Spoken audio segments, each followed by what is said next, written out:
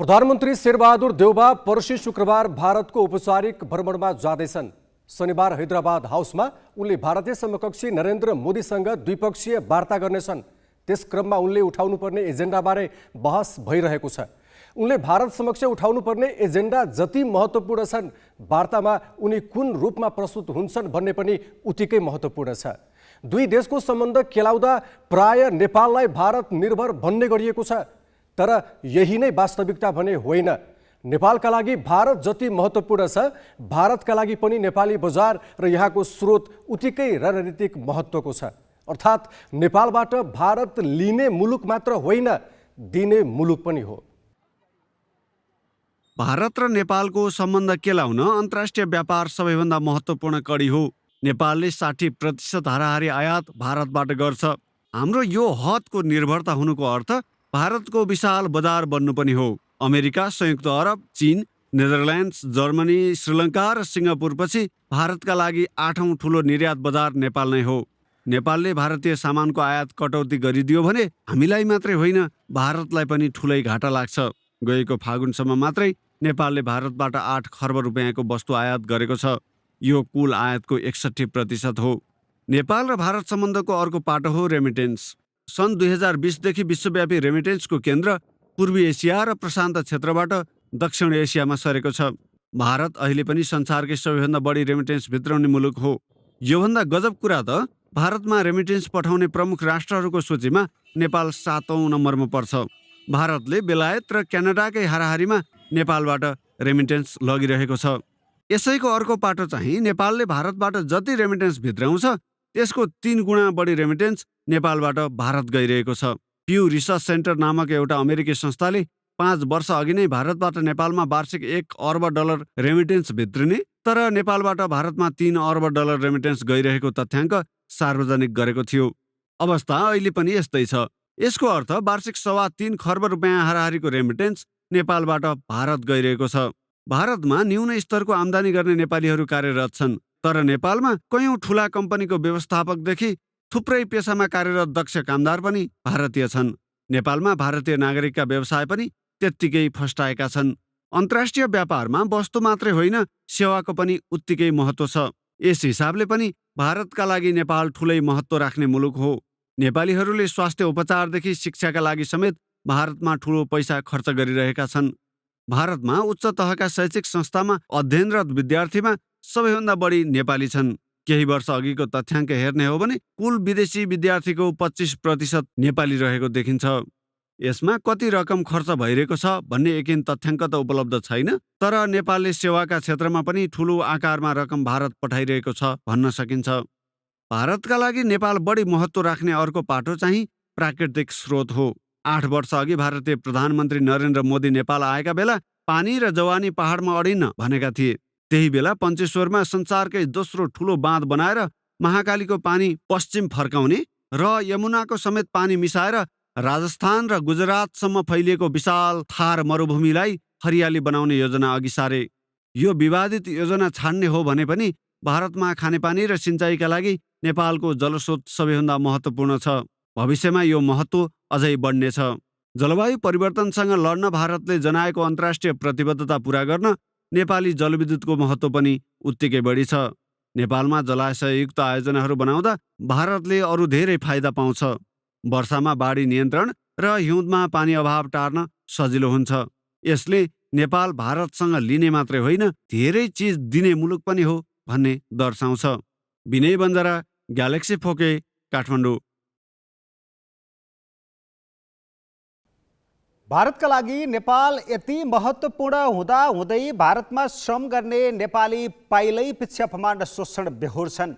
सुदूरपश्चिम र कर्णाली प्रदेशवासीको मुख्य श्रम गन्तव्य भारत नै हो, तर नेपालीले काम गरे बापत उचित ज्याला मात्र होइन, सम्मान समेत पाउँदैनन्। अनौपचारिक श्रम बजारमा आबद्ध नेपालीको अभिलेख नराखिँदा उनीहरूको बिमा त हुँदैन नै, घाइते वा मरण हुँदा क्षतिपूर्ति र राहत पनि पाउँदैनन्। मुद्दा मामिलामा पहुँच र सुनवाईसम्म हुँदैन। भारतीय श्रम बजारमा नेपाली कामदारले मानवोचित व्यवहार समेत नपाउँदा यहाँका सरकार प्रमुखहरूको चासोसम्म हुँदैन। सल्यान शारदा नगरपालिकाका दिल्ली बहादुर भण्डारी उमेरले 60 कटिसके। सन्तानले स्याहार्नुपर्ने उमेरमा उनी सन्तानकै सन्तापले जीर्ण भइसके। कर्णाली र सुदूरपश्चिमवासीहरू भारत नगई बिरलै जवान हुन पाउँछन्। भारतमा पसिना नबगाए सायदै यिनको घरमा चुलो बल्छ।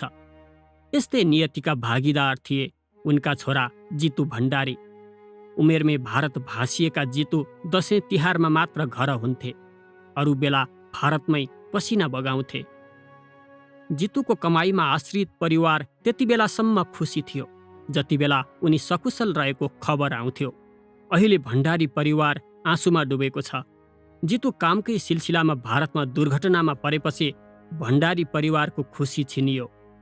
जितु अहिले केरलाको एक अस्पतालमा बेवारिसे छन्। आफूसँग चाहिँदो पैसा छैन। छोरा झिकाइदिन नगुहारेका सरकारी निकाय नै छैनन्। तर यो पीडा कसले सुन्नु? परिवारको एकमात्र आशा भरोसा भारतमा मृत्युसँग पौठीजोरी खेलिरहँदा वृद्ध दम्पति केही गर्न नसकेकोमा चुकचुकाइरहन्छन्। कहिले एक टाइम चुलो जल्छ, के गर्ने इच्छा अब खाने मन जाएन।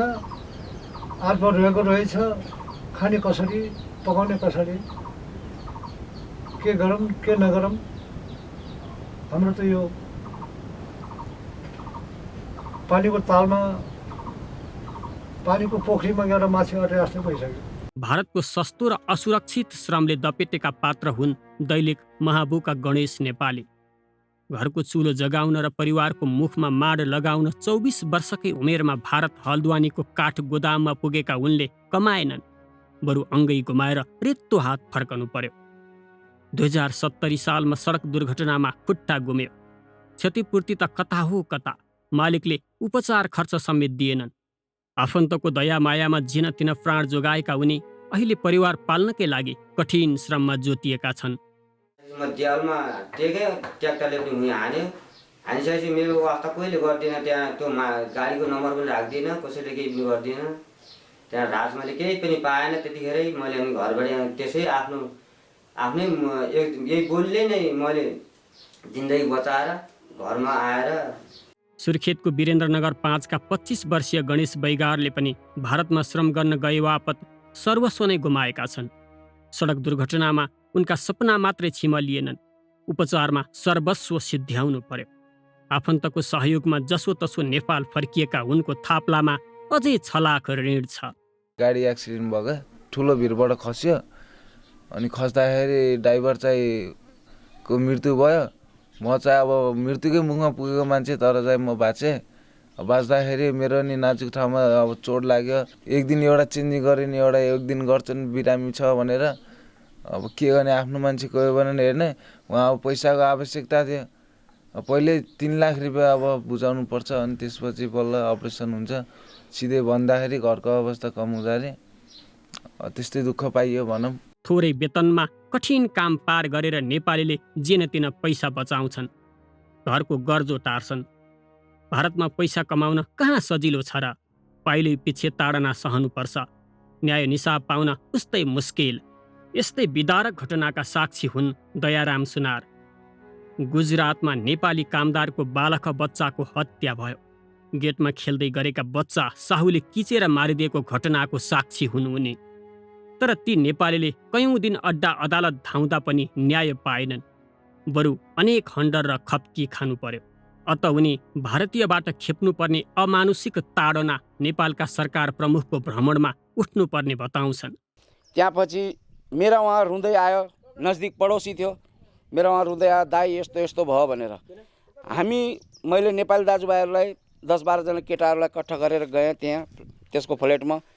के भयो कस्तो भयो भनेर उनलाई सोद्धाखेरि अरे कुछ नहीं हुआ, नेपाली है, इसको तो हमने चौकीदार रखा था, बच्चा इसको संभालना था, आ गया तो टायर के नीचे आ गया, हम क्या कर सकते हैं भने। प्रधानमन्त्रीज्यू कतिपटक जानुभयो, भारत जानुभयो। भारत गए जतिपटक गए पनि उस्तै हो। हेर्नुहोस्, जाने उता गएर हात मिलाउन आउने त्यति हो काम, अरू कामै छैन। नेपाललाई सुख दिन्छु यता गरेर भन्छन् नि, छैन त्यो।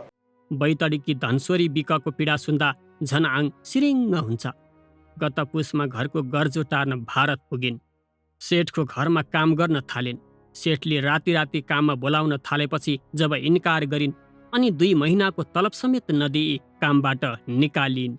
राति काम गर्न आइज भन्थ्यो। म राति काम गर्न गइनँ, त्यसको बुढी थिइनँ, त्यो सेट एक्लै थियो। मलाई त डर लाग्यो, म त गइनँ। फेरि त अब काम गर्न पनि नआइज, तेरो 2 महिना पगार पनि दिन्न भने। यी त प्रतिनिधिमूलक घटना मात्रै हुन्। सुदूरपश्चिम र कर्णाली प्रदेशको ठूलो श्रम गन्तव्य भारतमा नेपालीले खेप्ने पीडा र भुक्तमान कति छन् कति। भारत नेपालीको सस्तो श्रम बजार हो। न सम्मान छ न सुरक्षा नै। आधुनिक युगमा श्रममा लगाउँदा रोजगारदाताले ग्यारेन्टी गर्नुपर्ने कुनै कुरा भारतमा नेपालीका हकमा हुँदैन। न करार वा नियुक्ति पत्र पाउँछन्, न त तिनको बिमा नै गरिएको हुन्छ। कतै अभिलेखसम्म नहुने यी श्रमिक घाइते र मरण हुँदा पनि उपचार र उद्धारमा कोही जिम्मेवार हुँदैन। आश्रित परिवारले पाउनुपर्ने क्षतिपूर्ति त परको कुरा भयो। ग्यालेक्सी फोकेका लागि क्यामेरामा पुष्कर नेपालीका साथमा दैलेखबाट भक्तबहादुर साई, सल्यानबाट आशिष केसी, सुर्खेतबाट सुदीप पुरी र कैलालीबाट हिक्मत रावलको रिपोर्ट। यी सारा समस्या सन् 1950 तत्कालीन राणा शासन ढल्ने बेलामा गरिएको शान्ति तथा मैत्री सन्धिमा गएर ठोकिन्छ। नेपाल र भारतबीच यस्ता जति पनि समस्या छन् ती सबैको अध्ययन गरी सुझाव दिन 2071 दुवै देशका 4 सदस्य रहने गरी प्रबुद्ध व्यक्ति समूह गठन पनि गरिएको थियो। तर समूहले बनाएको प्रतिवेदन तयार भएको 3 वर्ष भइसक्दा पनि भारतले बुझ्न मानेको छैन। प्रतिवेदन त अलपत्र छ नै, दुई देशको सम्बन्धका समस्या पनि जिउका त्यौं छन्। नेपाल भारत सम्बन्धका धेरै सुख दुःख सन् 1950 को शान्ति तथा मैत्री सन्धिसँग जोडिएका छन्। सन्धिको धारा 2 मा कुनै छिमेकी मुलुकसँग गम्भीर मतभेद वा असमझदारीको अवस्था आए एक अर्कालाई खबर गर्ने उल्लेख गरिएको छ। पछि सन्धिलाई थप व्याख्या गरी 5 बुँदे पत्र आदान प्रदान भयो र त्यसको पहिलो बुँदामा दुवै सरकारले एक अर्काको सुरक्षामा विदेशी हस्तक्षेप नसहने र त्योसँग जुझ्न सामूहिक प्रत्याक्रमण गर्ने पनि लेखियो।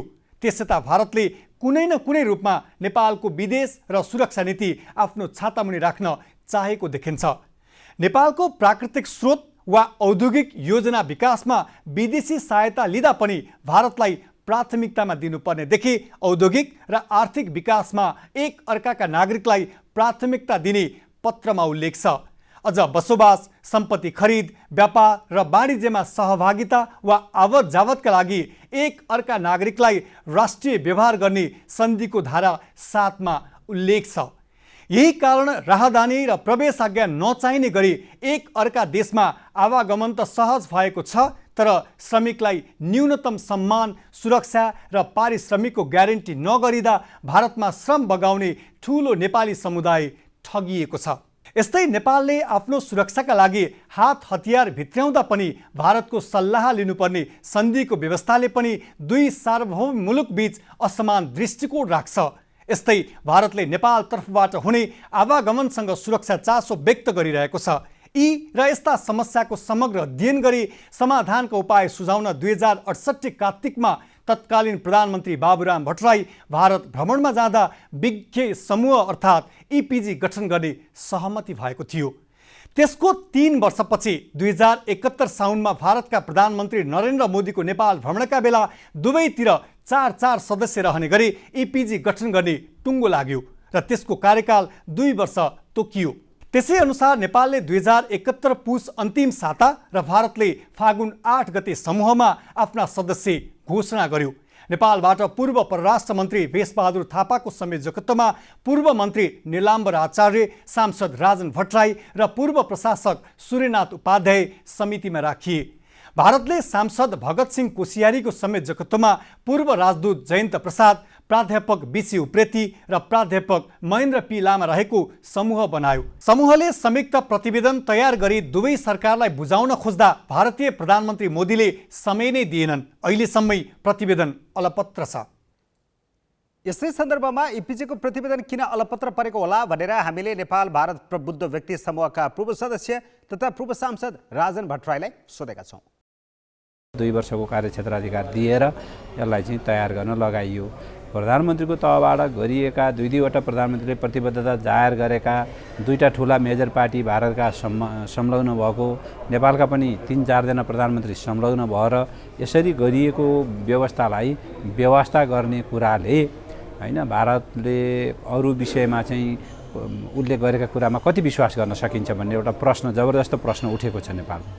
त्यत्रो लेभलबाट भएको कामको त मतलब सामान्य प्रतिवेदन बुझ्ने कुरासम्म नि भारत गर्दैन भने यसलाई भोलि त कार्यान्वयनका कुराहरू छन्, हाम्रा थुप्रै विषयहरू छन्, ती विषयमा के होला र भन्ने एउटा जबरजस्त आशंका जन्मिएको छ। यसले नेपालमा भारतप्रतिको धारणामा सकारात्मक योगदान दिँदैन यसलाई नबुझ्नाले।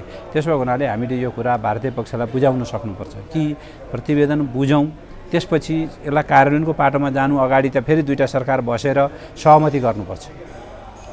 यसका कुन बुँदा मतलब चाहिँ कुन प्रतिवेदनका कुन पक्ष, कुन ठिक कुन बेठिक अथवा कुनमा के मत कसरी लाने भन्ने कुराको उहाँहरूले समग्र यसको मतलब चाहिँ त्यसलाई स्वामित्व लिने, पहिला सहमतिमा पुग्ने विषयमा, सहमतिमा पुगिसकेपछि त्यसलाई कार्यान्वयन कसरी गर्ने, इम्प्लिमेन्टेसन प्लानमा उहाँहरू सहमतिमा पुग्नुपर्छ दुईटा सरकार। त्यस्तो स्टेपहरू बाँकी नै छन् अहिले। नेपालीलाई भारतीयले हेर्ने दृष्टिकोण गर्ने दुर्व्यवहार नयाँ दिल्लीस्थित इन्दिरा गान्धी विमानस्थलमा पनि बेहोर्नुपर्छ। नेपाली राहदानी देख्ने बित्तिकै त्यहाँका सुरक्षाकर्मी र कर्मचारीले फरक व्यवहार गर्न थाल्छन्। मानौ नेपाली उनीहरूको देशमा सधैँ बम बोकेर हिँड्छन्। यस्तो व्यवहार कायम रहेसम्म राजनीतिक तहमा जस्तो सुकै सम्बन्ध भए पनि जनस्तरमा विश्वास र आत्मीयता बढ्न सक्दैन।